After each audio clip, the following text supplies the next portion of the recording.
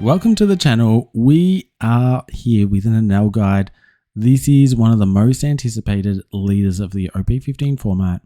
Really excited to bring you this guide. He's an absolute monster and he's only getting stronger now with the recent ban affecting the Borsalino. So we need to know this matchup. Let's jump into this guide.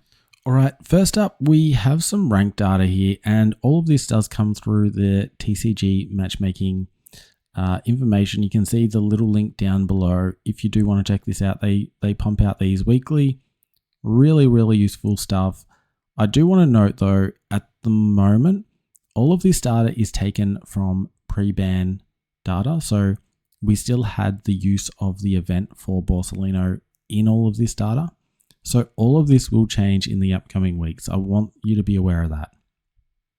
I also want you to be aware that the yellow decks are actually affecting Enel.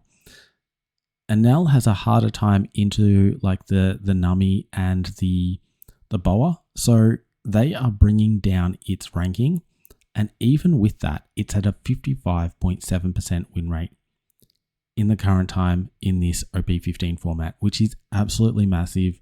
This is a leader that everyone is fearing. Except maybe us. I mean, we're not on this list. This list is really comprised of the most used decks in the current rankings, but that doesn't mean that we are losing more than other decks. Although we're going to find out where we're at in a second. All right, so here's some more data for you, and here is actually where we're at the current time in the sim. We're at a 49.1% win rate, which isn't the best. We're negative here. This isn't what we want. We need to lift the bar, guys. Let's take all the information we can get and apply it to an Enel and start winning some more matches. Let's bump this over the 50% win rate. And I've got plenty of other guides. If you're finding the Enel easy, don't forget to check those out too. So plenty there for you. I do also want to re-emphasize this data here. There's two things affecting it. One, the ban has not affected this data at all. That event is still present. A lot of these yellow decks are running the event with the Borsalino, and some of them need a complete overhaul like the Nami. They can't run the way they used to. And, you know, all of these yellow ones, like, well, not Rosie here, but certainly the Moria. The Moria, we should be, I'd say 50% plus into Moria. So this will change very soon.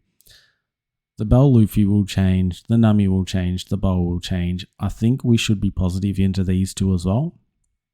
These should be winning. I actually feel like this should be winning as well as this. So this will change the rankings a lot very soon. It'll also change the ranking of Enel here. And this is current data, so it's a little bit more current than you saw on the last slide. This is up to date as of today, the 6th of April. The important point from all this though is we do have a positive win rate into Enel. Sorry, our win rate is 52.9%, not Enel's win rate. Our win rate into Enel is 52.9%. This is really good. This means the strongest deck of OP15 we have a positive win rate into. This makes Doffy a viable deck for OP15 alone. And I do think once all these win rates start to correct themselves after the ban, Doffy is going to be situated very nicely. Let's bump this up to like a 53%. Something along there, guys. Let's do that. Now, before I jump to the next slide, I do want to say all of this data is early in the OP15 format. So, you know, it's not the best pool of information to generate a win rate percentage. Like you look at some of these games, this Luffy here, we've got 9 wins, 16 losses. A pool of 25 is nothing. We can't really base a percentage off that fewer number.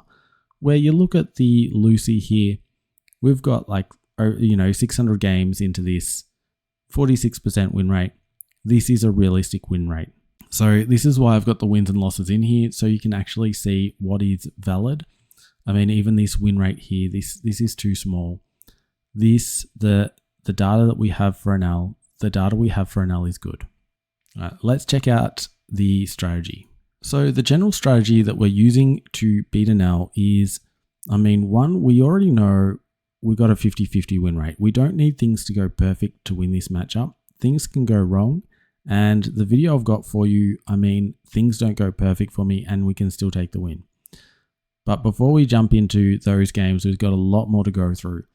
General strategy, we want to go wide and then tall, and we can utilize things like the Dellinger and the Baby 5 when we're going wide, because they can attack their small bodies, and if they attack us back, we get lots of benefit from that. So don't be afraid to attack with those first, and save the Dellinger. Don't search with the Dellinger straight away. Leave it on the board for a little bit, attack back into them before utilizing its effect. You want to establish a big body as early as you can, and that might be the 8 cost here, because the 8 cost allows us to go wide at the same time. Or if we can do the 10, we do the 10. We'd only do the 10 if we've got another 10 in hand, because we want to use this 10 cost here to lock down their board and chain lock their board. So yeah, if you've only got 110, wait until you're trying to close down the game before you use that 10 cost. All right, so I'm going to talk about our deck now, and I've broken our deck into the core and the tech cards. Now, if you've seen any of these guys before, there's not going to be too much new within this section. If you want to just jump straight to the Enel deck, let's do that. But I like to have all of this in here in case this is the first guide that you've seen, so you have a fair idea of what's in our deck and how I like to break it down. If you want to jump ahead.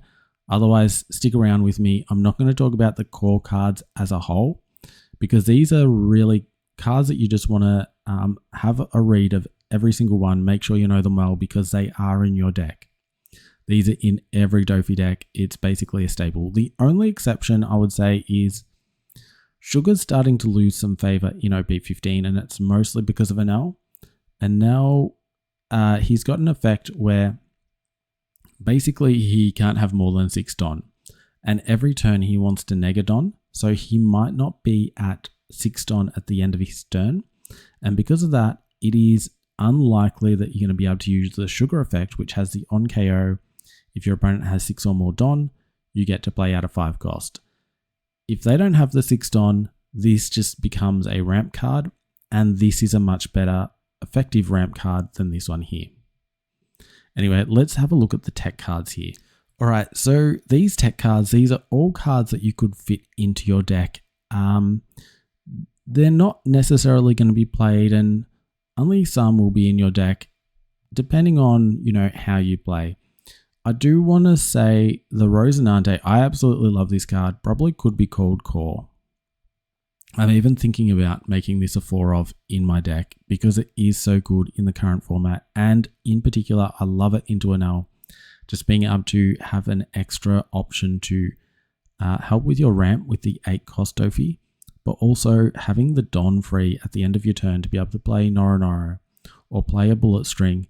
Just that extra Don is really useful, and also, even if you've got nothing in hand, it makes your opponent think, do they have something in the hand? So I really love this card. Other card here, which could probably be called core, is the Treble.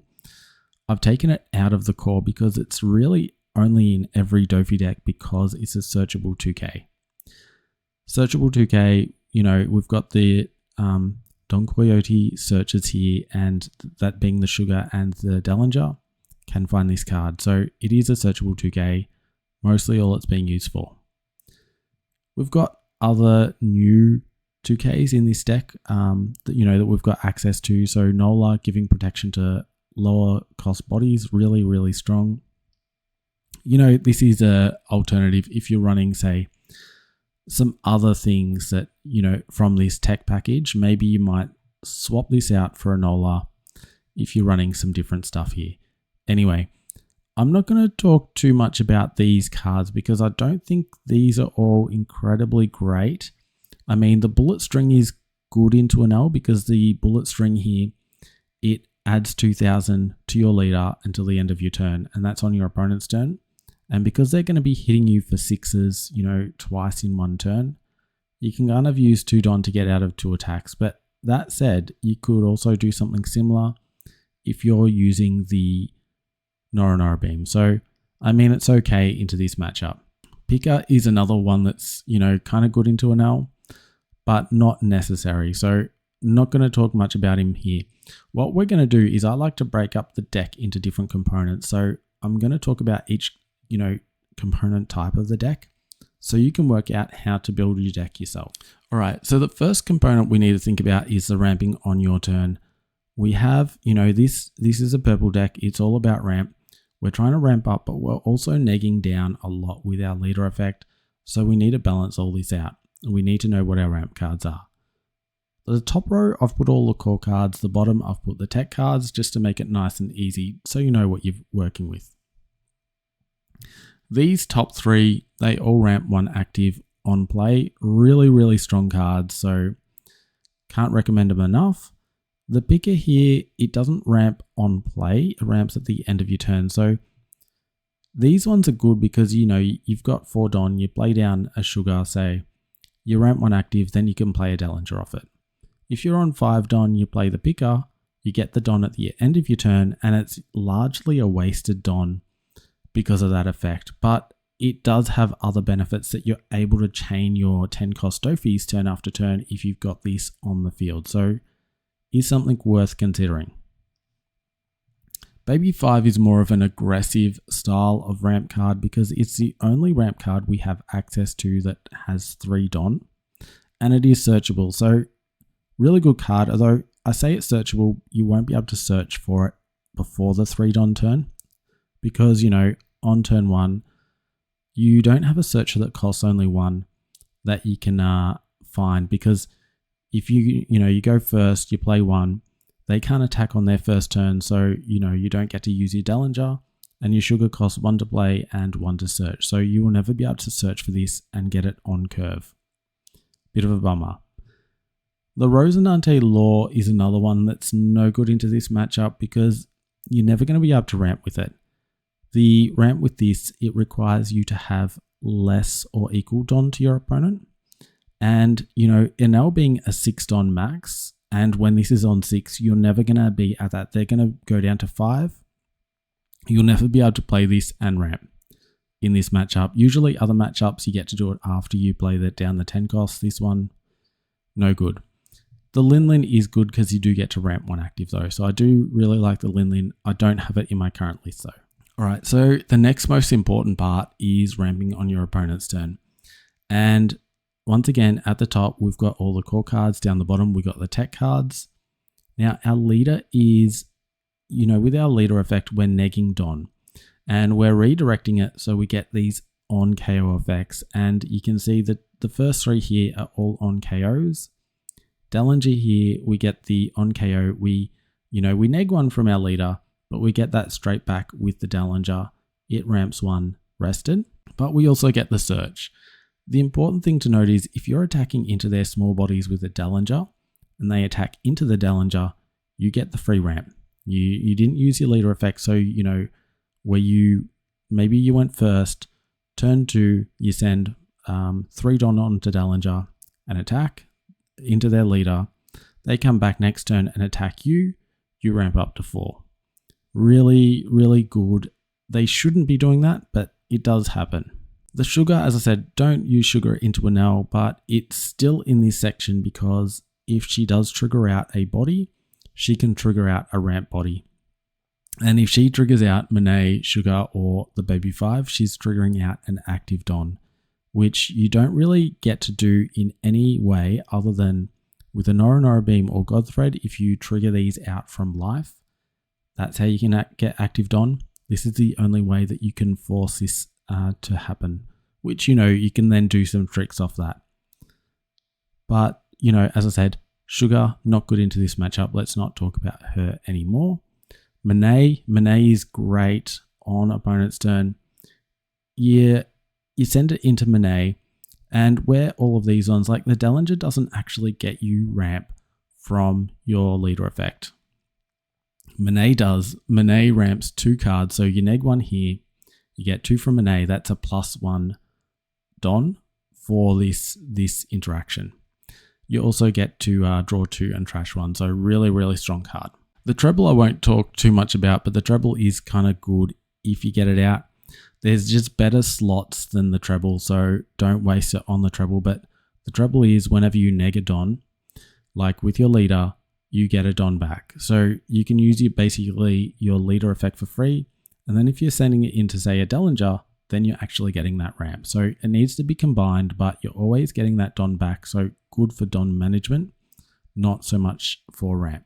All right, next we're going to talk about the beaters. They're the workhorse of the deck, and they're the ones that are going to be taking down the life off the Enel. The top 4 are your main 4 that you're going to be using. I mean, you're probably going to have a Rosinante or a Picket in there as well. And if you are using the Rosy Law, I mean, this is a strong card, and you could be using it as a blocker.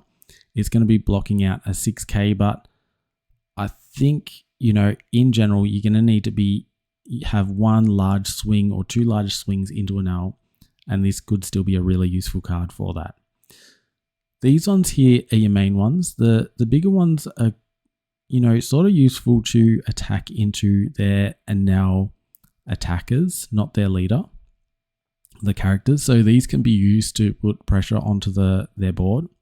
Where these ones here, like, you can attack the smaller characters, or you can just go for face and just chip damage.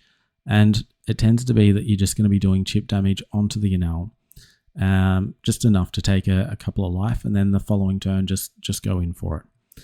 Anyway, these cards here, they're the main ones. I like Monet a lot more than, say, these two, because Monet's got this on KO effect where these don't. If these 3 are on the board, the Enel will take down one of these 2 over a Monet every day of the week. So just be aware, Monet is really strong on the board. These 2, if they're turned sideways, they will be targets. All right, we get to the push through defense part, and I've renamed this. I used to call it resters, but this is a really critical point of the deck, because this is what wins us games. We're able to rest the blockers, or we're able to, I mean, in the case of the 10 cost Doffy, we can stop their attackers preemptively.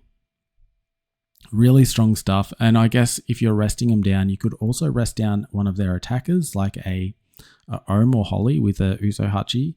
So then you can attack into that and prevent the damage on the next turn. Really strong cards in this deck and in this matchup. Know these cards. So once again, we've got the core at the top. Doffy is an absolute workhorse of this deck. You do a search, you find a 10 cost Doffy, you take it. If you've got 1 in your hand, you take a second one. If you've got your 2 in your hand, you're probably not going to take the third, but you know, you want 1 or 2 of these in your hand in the game every time you face an Enel. You need this card. Uso Hachi not as good into this matchup because they've got 2 blockers in their deck typically. One is a 6 cost Enel, and this one here can't rest that 6 cost Enel. They also have a Sunji blocker, and this one can't rest that Sunji blocker. It's a 6 cost Sunji blocker as well. Uso Hachi can't rest the blockers. It can rest the attackers like the Ohm and the Holly, but I think primarily for this game, Uso Hachi is going to be a 2k counter. Noro Beam can rest anything down, so really great card. Keep this up your sleeve. If you've got a Rosinante and a Noro Beam, you know, you're in a great place. It's not as great into this matchup as it is into other matchups with higher power characters on the field. It tends to be that Enel will only have 1 or 2 of their big Enels on the field at any game. So not too bad, but not as powerful as the 10 cost Doffy here. The 7 cost Sunji is a tech card. It is good into this matchup. I really like this one because it can rest anything down. The Sunji is good. The Sunji can rest down their blockers and attack into, you know, the sideways characters at the same time. So can be useful. I'm not running it in this current format, but it could be a card you consider.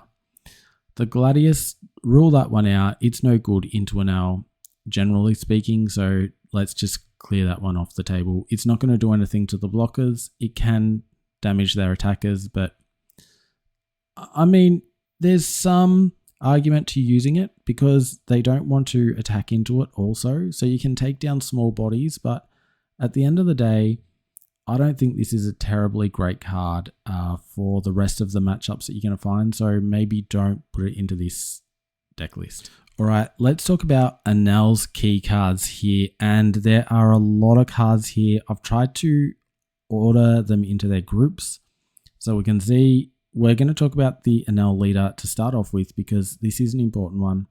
We need to know exactly what this Enel leader is doing, and it's doing a lot. So first off, it's your typical 5,000, 5 life mono purple leader.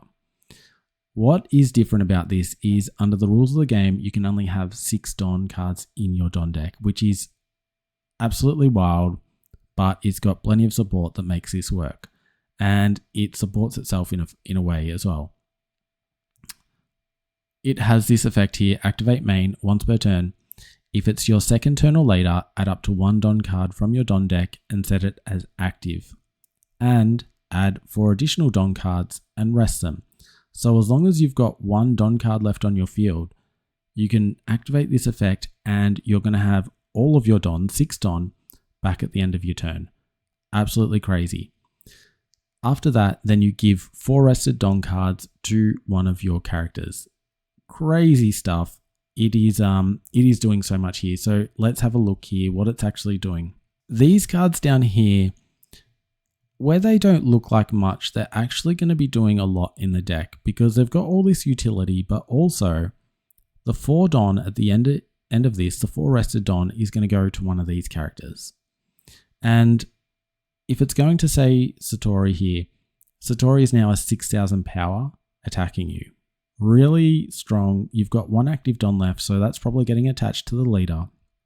You're going to have 2 6,000 power attacks coming at you.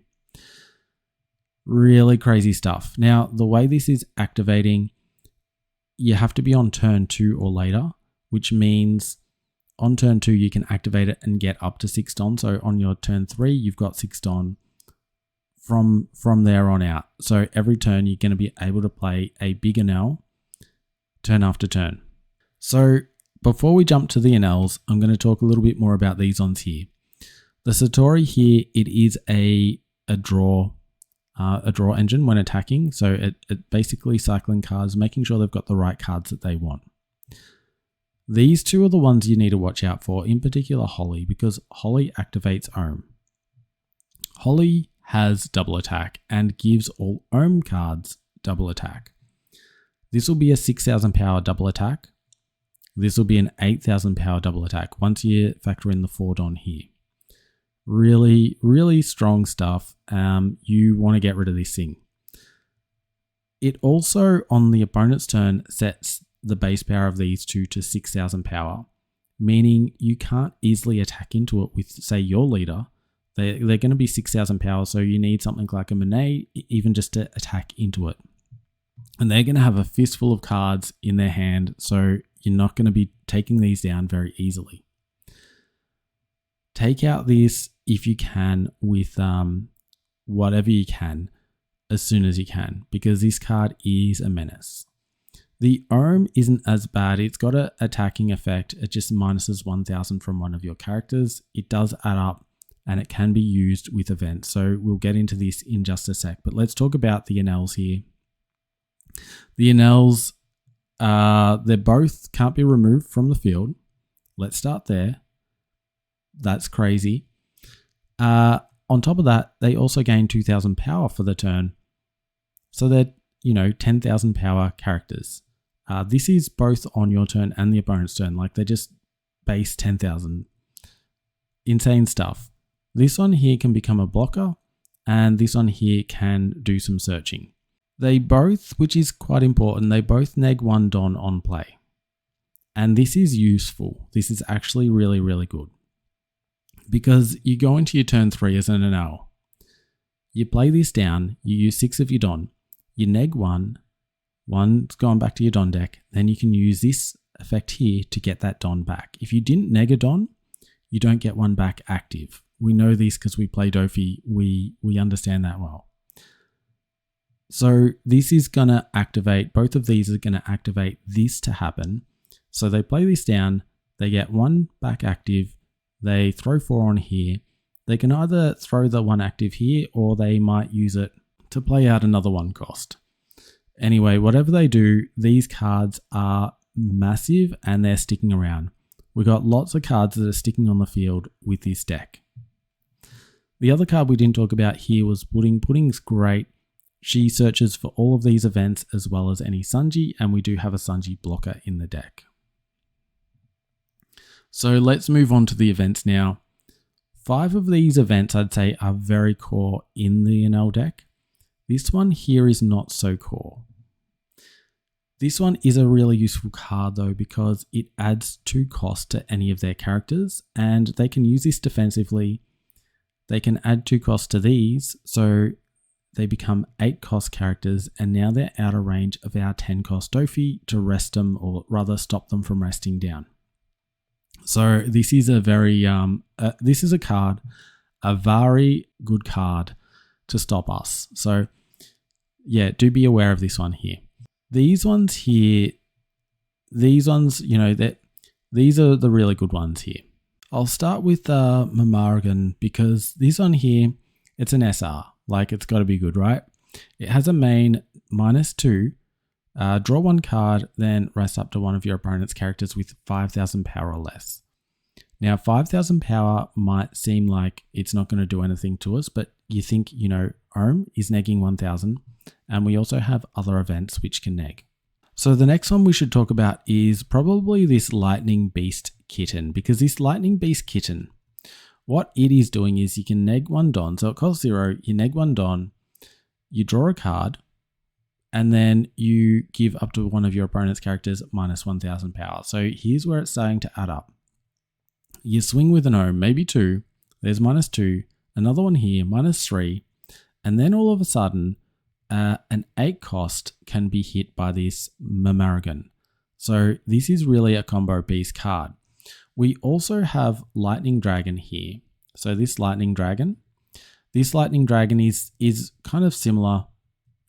So what we have here is -1 Don. You draw a card. So all of these, you're getting card draw 1, you play it out. So the hand is just cycling through. And then up to one of your opponent's rested characters with 6,000 power or less will not become active on the next refresh. So they can lock something down. This is 6,000. So you think about, say, 2 Ohms, 2 Kittens, and a Dragon. And we've rested down a 10 cost. Absolutely strong stuff. Absolutely strong. So, you know, they're the big ones. The other one we need to watch out for is Althor. Althor, your -1 Don, up to one of your leader or character cards gains 1,000 power during this turn. So extra attack power. And then KO up to one of your opponent's characters with 3,000 power or less. That's not base power. This is the power that you're left with after you've done all the negging from, you know, the Kittens and the Ohm here. So really, really strong stuff. I mean, sorry, the other card we didn't talk about is Divine Departure. We all know what Divine Departure does. -8,000 power. So we do 1 Divine Departure. The thing about Divine Departure is they use this and that's all their Don committed. They have to attach 1, use Divine Departure, rest down the other 5. So that's -8,000 power there. Then they might have to use another card to neg a Don. Then they can activate the main and do the rest here. So, you know, 1 Divine Departure, 2 Kittens or a Kitten and a Ohm, and then they are using Althor taking down your 10 cost Doffy. So nothing is untouchable in your deck, in our Doffy deck, with this deck here. They can take down anything. This is where Virgo can be very, very useful. So be prepared with your Virgo because they can take anything down in your deck or just freeze it. And even if you got the Virgo, then they don't Althor it. They just freeze it down. That's it. And if it's, you know, not turned sideways, they turn it sideways, then they freeze it down. You're done no matter what you do, so make sure you attack. All right, now let's talk about curves, and I'm only going to talk about one curve here. That is their going first curve. And now it wants to go first, and the reason being is with their leader effect, they get to activate this as soon as they can. If they go first, great, they've got it going. Going second on their turn 2, then they can use the effect. So turn 3, they're 6th on turn after turn. They go into their turn 3 with their 6th on, which is pretty much the same as everyone else, but if they went second, yes, it's the same. But if they go first, they've effectively ramped one card from just their leader effect alone. So when they are going first, typically they're just playing down a 1-cost character. And there's a lot of 1-cost characters that they can play. These are ones that you might find, you get the Satori down, you draw a card straight away with it. You do also with Ohm, but when Satori attacks, you have that constant card cycle. So you're going to find the pieces you need a lot quicker. Satori is something that they want to play early. Pudding is something that they want to play early. These are very useful cards for them. Turn 2, they're going to turn 2 with 3 Don. They might play down the Holly now. This is a really good card, or otherwise they're just going to spam their board with lots of 1-costs. If they get the Holly down, they can still use their leader effect here. Get one active, and with that active Don, they may just use that to play another card, establishing 3 bodies on the board on that turn 2. And these can be very strong characters at this point here, because you're going to be launching 4 Don onto, say, a Satori here and attacking with it. So you got a 6 and a 5 coming at face while establishing 2 more bodies. Really, really strong turn 2. Turn 3 is going to be the Enel turn. And then the rest of the Don is going to be placed on one of these characters and the Enel. And from here on out, this is sort of what it looks like, is just playing down the Enel. When they need some, to replenish their board, dump a bunch of 1-costs on there and, just rinse and repeat. This is what they look like. Going second, pretty much the same stuff. So we don't need to really talk about that at all. So let's talk about our curve here. This is going to be very standard stuff. There is a little bit of switching around just to optimize against an Enel here. So, turn 1 and 2, it's always the same for us, whether we're going first or second. We want to establish the Dellinger. And then, if we're going first, we can't ramp. So we either throw all our Don onto the Dellinger and attack when we go on our second turn, or we use a Dellinger, we find a sugar, we use the sugar. I don't think it's really worth playing down a 3-cost character at this stage. You just, you want to do your searching, optimize so your end of game is optimized with the cards in hand, ready to go. Turn 3, what is really good is here, if you can find a picker, this is where picker is absolutely great. Although if we lose a dice roll, we're going second, so this won't matter. But picker can be really strong into this game in this going first curve, because if we play him on turn 3, we ramp one at the end of turn. We don't get to utilize that Don, but we will benefit soon. Our turn 4, we get to go into the Doffy, and if we go into the Doffy here, it means we can play Virgo. If we didn't do picker, it's really hard to play the Virgo here, because we're going to go down Don from the 8 cost. The 8 cost will bring us down to 7, and we won't have one up that we can ramp back up. So we will be delayed a turn to put down the 10 cost, which isn't the worst thing. If you don't have the picker, I'd still consider doing that because the Virgo protection is great. If you did the Monet, for instance, on turn 3, you ramp 1, you've got the 8 Don, you go turn 4, you do the Doffy and Virgo, you go back to 7, turn 5, you go up to 9. You can't play that Doffy, you just go wide on your board, play down, say, a Rosie and a Monet that turn, that's a decent turn as well. Then turn 6, you'd play the 10 cost. Anyway, we're not likely to go first. Let's check out our going second curve. So going second, very, very similar stuff here. As I said, Dellinger is our main guy. We go first, we take the Dellinger. Turn 2, baby 5, as I suggested in the looking at our deck, Baby 5 is going to be the stronger ramp card if we're going second, stronger than the Sugar. So play the Baby 5. You can use this Baby 5 to attack into their characters. You have to add a Don, but you add a Don, like if you get Monet down here, you've got a Don spare, you can throw it on this Baby 5 and attack into one of their lighter characters like the Ohm or the Satori. She's really good turn 2. With the other extra Don, maybe you just play down a Sugar or a Dellinger if you've got one. Turn 3, get the Virgo down. You want the Virgo as early as possible because they can activate on their turn 3. Things are going to get wiped out from here on out. Make sure the Virgo's down.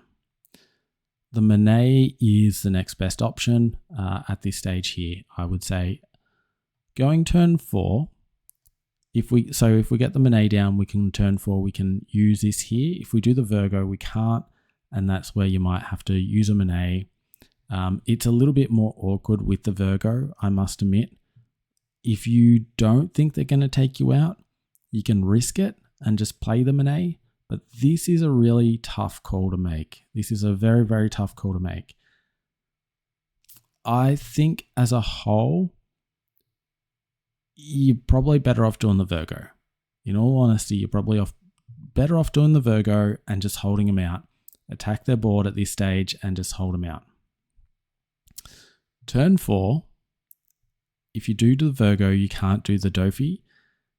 You'd be doing this on turn 5. And the Doffy, you want to find the Rosie. I really like the Rosie into this matchup. Having the extra Don at the end of your turn, but also this Rosie being allowing you to get this 8 cost activating on your opponent's turn, ramping 1 Don every turn with this here. So good. This is a must-have combo. The reason we want this is we need to chain the 10 costs into this matchup.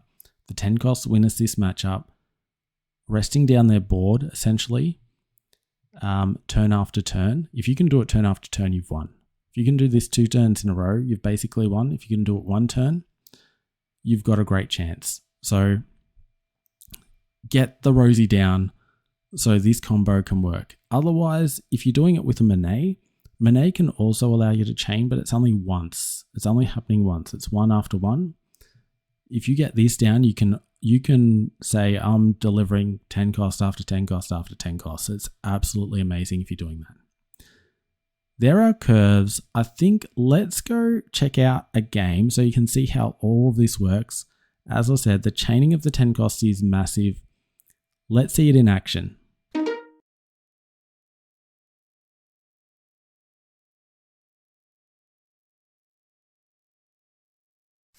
All right, so we've got the Enel here. The hand was okay. This is a lot better. We got the Dellinger.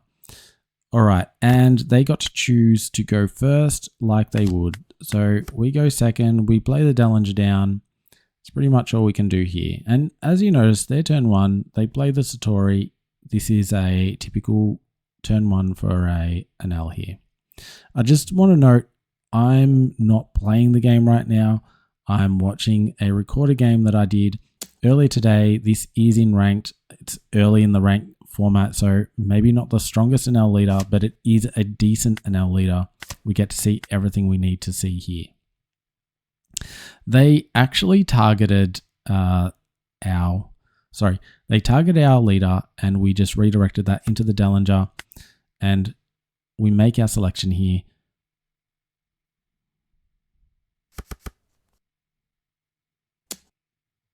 So yeah, we took the Baby 5. The Baby 5 was the choice here because we wanted a ramp card.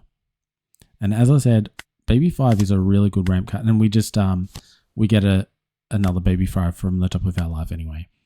But Baby 5 is a good one. We get to ramp 1 here, and next turn we'll be able to use it to attack in. Let's take, I mean, we can take down their Satori, but because we're going to have Baby 5 next turn, we got the choice. Do we take it now? We're going to take it now rather than their life.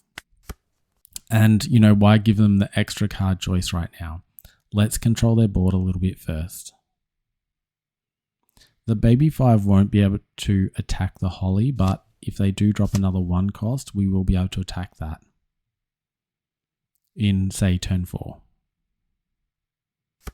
Which is fine because baby 5 wouldn't be used until, you're at 10 Don anyway.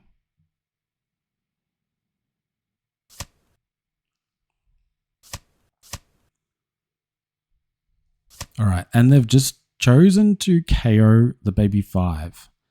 Now, because we're going second, losing 1 isn't the worst thing to do here. So we can return 1 Don here. We're back to, square 1 here, but that's okay. It is okay.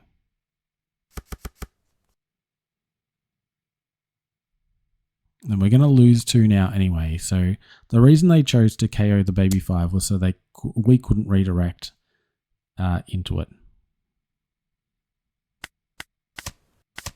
And we lose the 2 life, but we did get 1 back, so it's not the worst thing. We got a massive hand now. They don't have much of a hand. This is where it is a slight benefit to us. We won't take another hit here. And we get to go into our next turn. We can ramp with the Monet here. We could also use the Picker. Picker actually is probably going to be a strong choice if we're to choose anything. We can kind of risk not going for the Virgo because they don't have much of a hand left now. They used all their cards. You can see the Althor in the trash now. We're probably a little bit safer not to use the Virgo. So we've gone Monet. I think Picker would have been a better option other than Monet.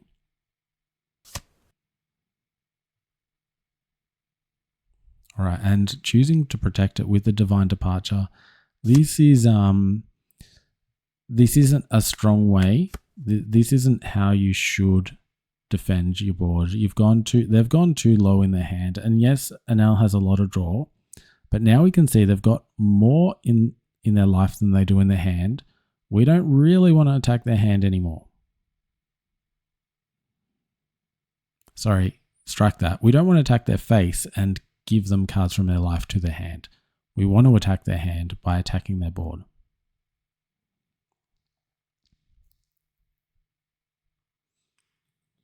I do want you to know, I do only have the 1 game lined up in this video, but I will, at the end of this game, I've got a recent video that I did really good Enel matchup, so I will have the link for that at the end of this game, so stick around for that.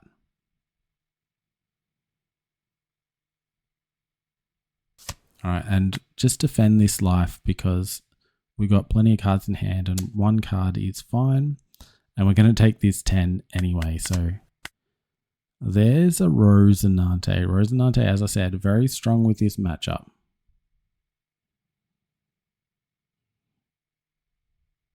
We're going into 9, so we don't have 10 Don. This was the cost of gaining that extra life, but if we didn't gain that extra life, we'd only be on 1 right now.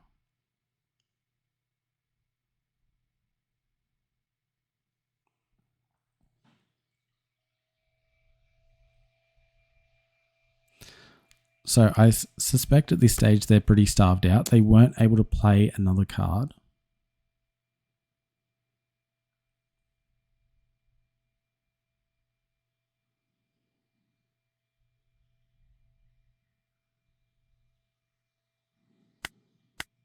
And we just have to take this one. So we've got the 8. We can either choose to play go wide here or choose to take down the Enel on the field. Just having 1 Monet isn't enough, so we need to still keep building our field here.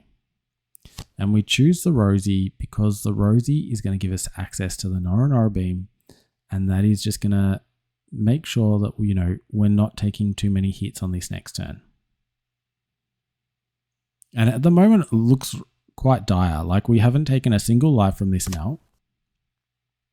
And we do use the effect. We get rid of the bullet string. We don't need the bullet string because the bullet string is only going to stop, say, 2 attacks. The Nora beam is going to do the same thing. So we choose to get rid of that to gain 2 cards. So I think that was a good exchange. And we did clear off the Shura there. So only 3 things on the field. We're going to Nora beam something here. We can redirect 1 into the Monet if we need. Things are okay. And we're going into the next turn with 10 cost Doffy as well. So we can rest down their board from this point. All right, so we've got the Ohms and Hollies. Holly will make Ohm now a double attacker. And they'll all be 6k on the opponent's, on our turn.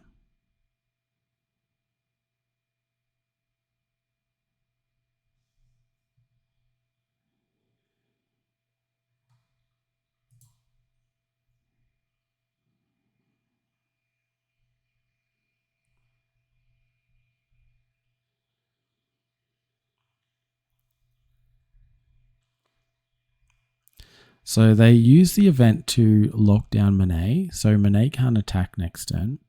She can't restand either. But we can still redirect into her and get the effect. They're negging down off the Rosie, which is scary because we don't have Virgo protection. Remember, we opted not for Virgo. And this might bite us now.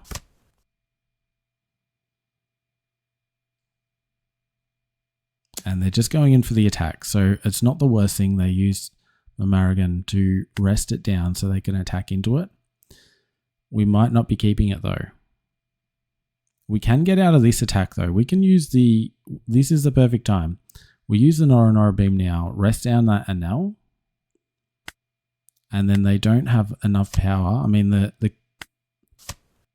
they might turn Holly. So right now they can use leader effect and make Holly big again. We'll see what they do here.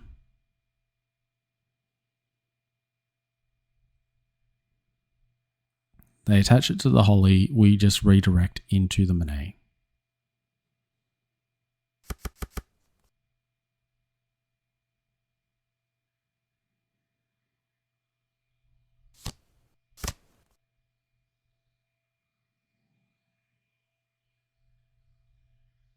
And they chose not to attack. All right, and we draw another 10 cost. So now we can chain it. We've got the Doffy Rosie combo there, so we can chain the 10 costs. And this is where we're going to come back. This is our comeback time.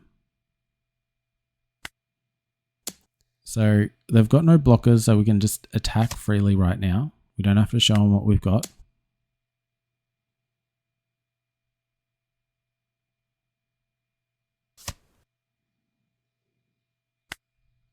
And they might get out of this. They've got one Don up.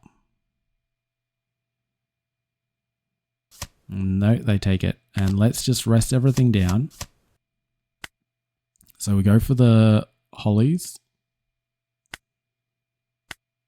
And we get 2 back. We've got no Don to spend it on, but maybe that last life is something that's worth it. At the very least, we need 1 up so we can get a Don back from our 8 cost Doffy here and then go into our 10 cost. I mean, we could send it into the Monet here, but we'd just rather get the Don for free, right?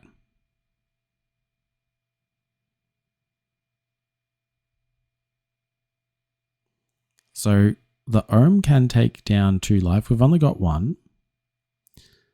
Effectively, they can only attack us with the Ohm and the Enel this turn. There's only 2 attacks coming in. And because we've got 1 life and a redirect, we should be safe. It's just whether or not they can disrupt us here.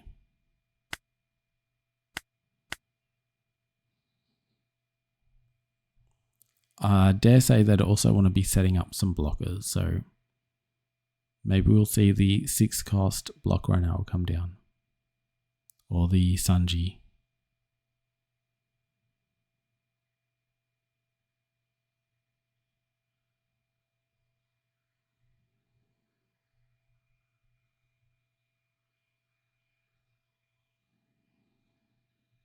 They're having a good think about this. It's actually a very tricky turn for the Enel here. Right, Lightning Dragon come down. They've frozen down the Rosinante here. It's only stopping it from being an attacker. And we're likely to take him next turn anyway. So, I mean, stopping an attack is good. There's a blocker Sanji.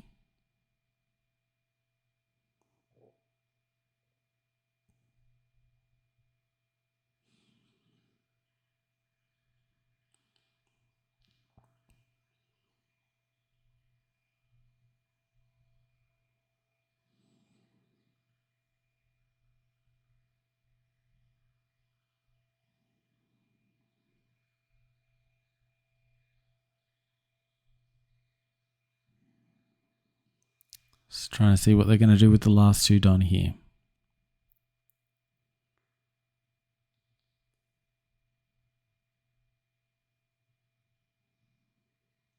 And so it doesn't really matter what we're going to do. So they play the Vari.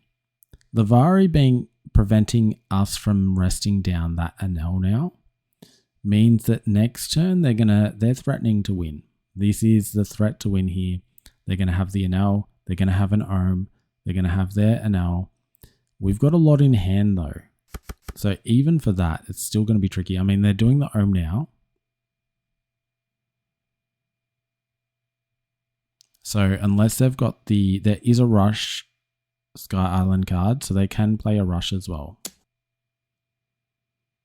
But, you know, 5 at face right now, that's not scary at all. Let's just get out of this one.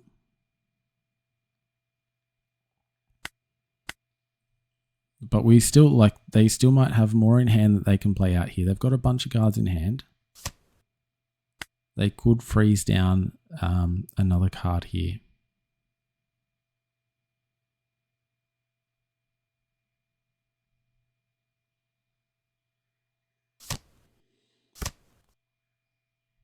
Another Shura. Shura does the draw a card as well, so they're probably searching. Still searching.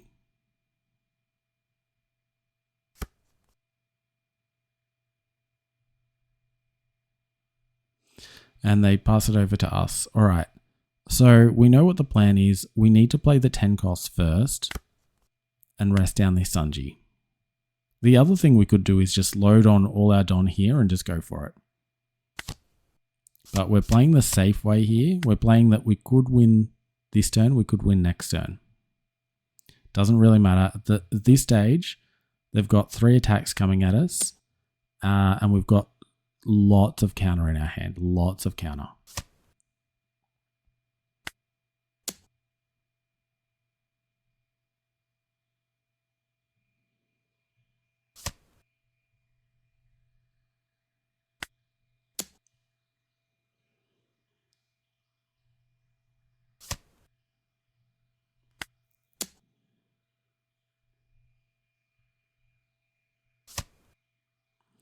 See if they've got enough here.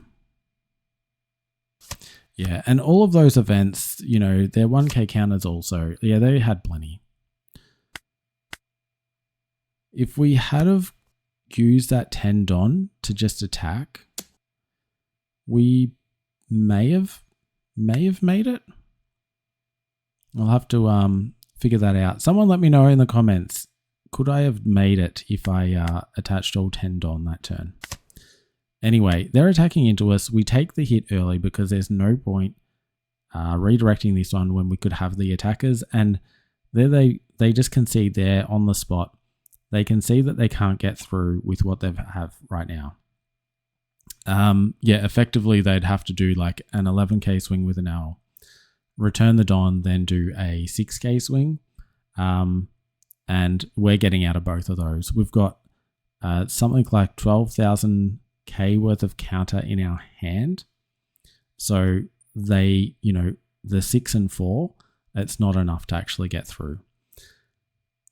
That's the game. Yeah, you can see here. So we've got 6k, 7, 8, 9, 10, 11, 12 with this Divine Departure and still a redirect. So we only need that counter for one of these attacks. We're getting out. That's the game. I don't think they conceded too early. I think that was justified there. Next turn, we're definitely wiping them out. This is an L. I do have, as I said, there's a game that we did recently. So if you want to check out that game, it's up in this link here. So click on that and it'll take you to a really neat Enel game. And otherwise, if you're sticking around, let's jump back into the video. Thanks for tuning in, everyone. This was a great guide. This is, as I said, the strongest leader that you're going to face in OP15. We do have a good matchup into it.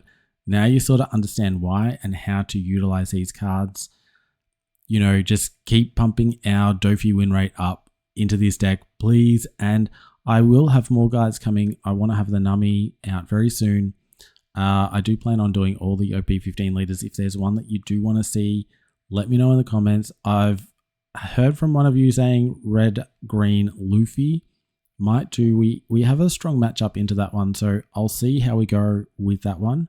But yeah, definitely want to do the new leaders, and yeah, looking forward to it.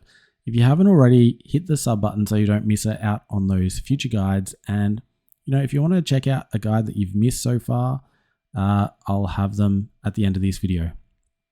Until next time, look after yourselves and look after your decks.